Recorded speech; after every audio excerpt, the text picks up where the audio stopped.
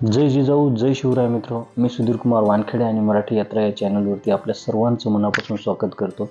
आज आपण गोंडेश्वर महादेव मंदिर जे महाराष्ट्रातील नाशिक जिल्ह्यापाशी असलेलं सिन्नर गाव आहे, अतिशय प्राचीन गाव आहे। त्या गावामध्ये हे मंदिर स्थित आहे। भौगोलिक दृष्टिकोनातून आपण जर विचार केला तर हे मंदिर गोदावरी नदीच्या काठावर बसलेले आहे आणि प्राचीन भारतातील व्यापारी केंद्र होतं आणि त्याच काळामध्ये उत्तर महाराष्ट्राचं एक तीर्थक्षेत्र म्हणून सुद्धा या जागेची जी आहे ओळख होती।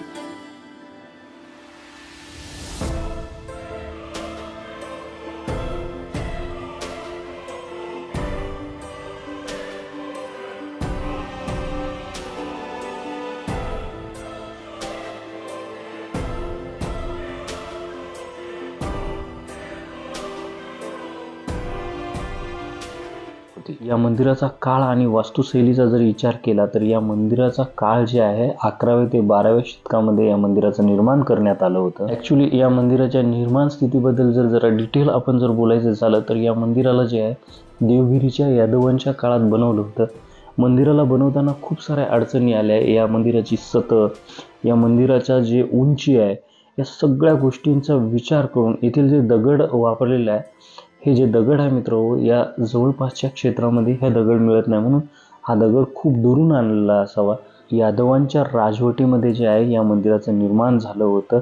सिंघन द्वितीय जे यादवांचा राजा होता, या राजाने जे आहे या मंदिराचं निर्माण केलं होतं असं म्हटलं जाते।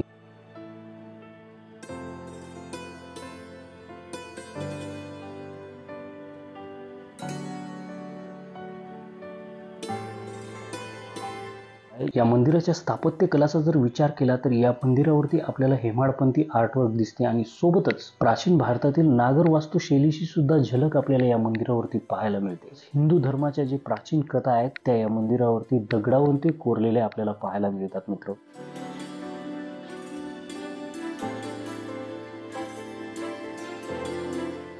इथे मिळालेल्या शिलालेखावरून स्पष्ट होते की या मंदिराला बनवण्यासाठी बराचसा फंड आला होता भारतातून। म्हणजे व्यापारी मार्गाने तर या मंदिराला बनवण्यासाठी फंड दिलाच होता, तसेच इथे स्थानिक जे सरदार होते त्या सरदाराने सुद्धा जे आहे आर्थिक मदत या मंदिराला बनवण्यासाठी केली होती, असं त्या शिलालेखामध्ये आपल्याला पुरावे मिळतात। या गोंडेश्वर महादेवाच्या मंदिराला मित्र पंचायत मंदिर म्हणतात, कारण 4 मंदिराच्या मध्यभागी महादेवाचं मंदिर स्थित आहे, त्यामुळे या मंदिराला पंचायत मंदिर असे म्हटले जाते। ॲक्च्युली हे महादेवाचं मंदिर जे आहे खूप जागृत आहे आणि याबद्दल जे आहे स्थानिक लोकांच्या काही लोककथा आहे। या महादेवाच्या मंदिराच्या जागी जे आहे गौतम ऋषींना महादेव प्रसन्न झाले होते, त्यामुळे इथे स्वयंभू महादेव स्थित आहे असं म्हटलं जाते। म्हणूनच येथील महादेव जे आहे खूप जागृत आहे असे देखील म्हटले जाते।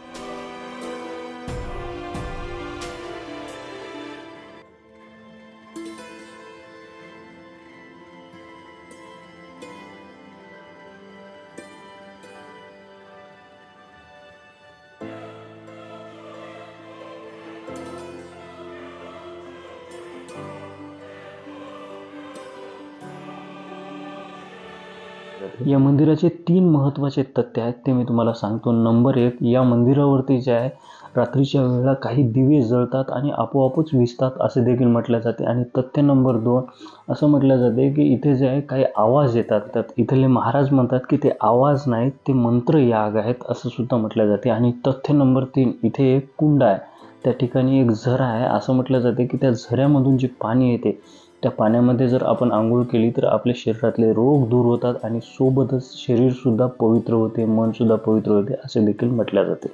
आणि आर्किओलॉजिकल डिपार्टमेंटने या मंदिराचं पूर्ण संरक्षण केलेलं आहे।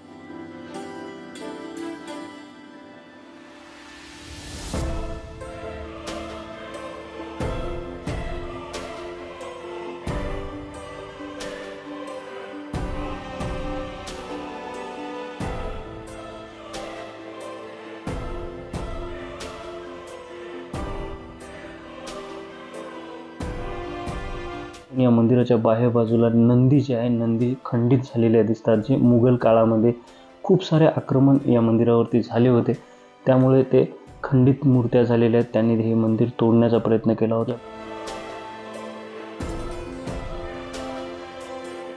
या मंदिराच्या आर्किटेक्चरचा जर आपण विचार केला तर अतिशय सूक्ष्म आणि पारदर्शकतेने जे आहे या मंदिराच्या कलाकृत्या बनवलेल्या आपल्याला दिसतात।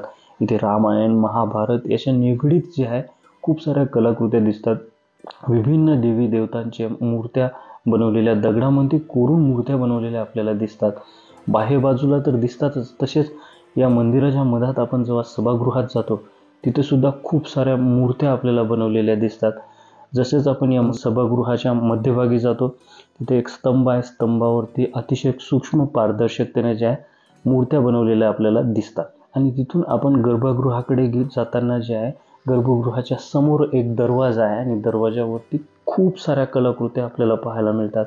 तिथे महादेव, विष्णू असे खूप साऱ्या देवी देवतांच्या ज्या कलाकृत्या आपल्याला दिसतात.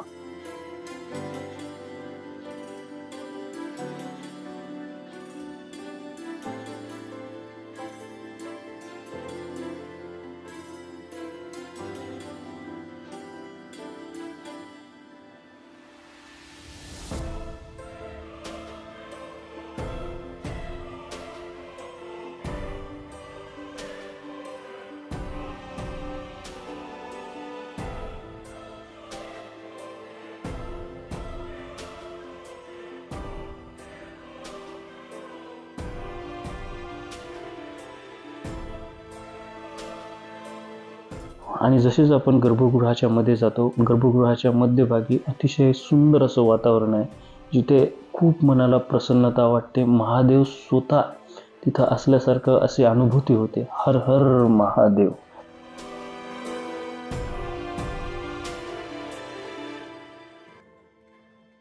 तर अशा प्रकारे या मंदिरावरती आर्किटेक्चर आपल्याला पाहायला मिळते. हे गोंडेश्वर महादेवाचं जे मंदिर आहे मित्र, हे व्यापारी दृष्टिकोनातून हे जे शहर होतं हे महत्त्वाचं होतंच, तसंच सांस्कृतिक आणि कलाकृती आणि शैक्षणिक दृष्टिकोनातून सुद्धा हे गोंडेश्वर महादेवाचं मंदिर जे आहे अतिशय प्रसिद्ध होतं त्या काळामध्ये. इथे शैक्षणिक दृष्टिकोनातून जेवढ्या काही मीटिंग्स वगैरे होत असायच्या ते याच महादेव मंदिरामध्ये होत असायच्या. या मंदिराचा निर्माण काळ आणि या मंदिराचं संरक्षण जे आहे यादव काळामध्ये झालं होतं. यादवांनीच, देवगिरीचे जे यादव होते त्यांनीच या मंदिराचं संरक्षण केलं होतं. आणि या मंदिराचं निर्माण जे आहे सिंघम द्वितीय, जे यादवांचा राजा होता, त्यांनी या मंदिराचं निर्माण केलं होतं. या मंदिराचा विस्तार सुद्धा त्यांनीच केला होता.